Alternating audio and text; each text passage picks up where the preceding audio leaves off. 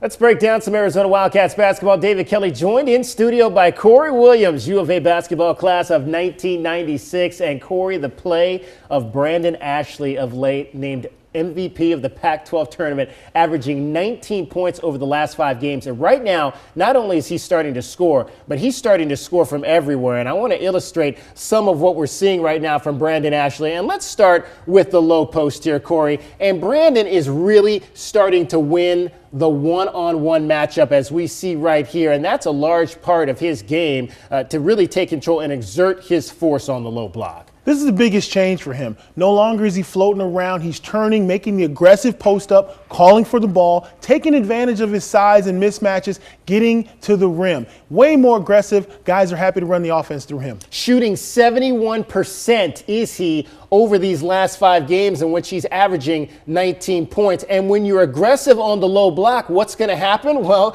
you're going to get to the free throw line. And not only is Brandon getting to the free throw line, but he's starting to make free throws. He's only a 68% free throw shooter, but over these last 5 games, Corey, 89%. That's when your scoring average starts to go up. Absolutely. Rhythm and confidence. When you know the ball's coming your way, you know you've got mismatches, you play physical. That's a sign of hustle, knocking down your free throws. And then the mid-range game by Brandon Ashley. And I think the thing that's interesting here is what we're seeing in some of these instances here is that we know Brandon Ashley can shoot, but apparently some of these teams don't think that Brandon Ashley can shoot, because look at California here. You've got 2 defenders, and both of these defenders are paying no attention to Brandon Ashley. They are both looking in the low post here to Stanley Johnson, and that's allowing Brandon to just be open in this offense. They're not necessarily running plays for him. He's just being open in space and making shots. Making shots, and when he sets a screen and steps out, that's a third or sometimes a 4th guy on the perimeter. His perimeter defender, that post guy, he's got to change gears mentally and realize he's guarding a shooter. That's really tough for post guys to do. They're not used to going out there defending against a jumper.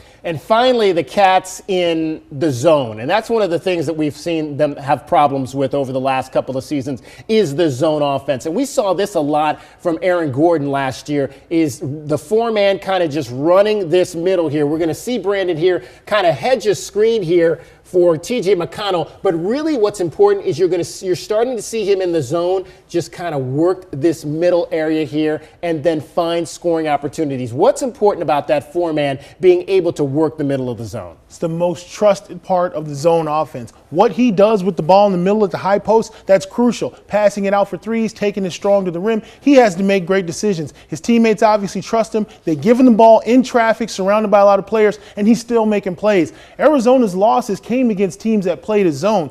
Brandon seems to have found the solution, and that will help the Cats out in the tournament. All right, it's not an easy bracket. I mean, it's in the 2nd round or 3rd round, as they call it now. You could see VCU, Shaka Smart, Thad Matta, Ohio State. Those aren't easy wins. No easy wins. I mean, on any given day, that's why we play the games. But it'll be interesting to see that Thad Matta, Sean Miller matchup.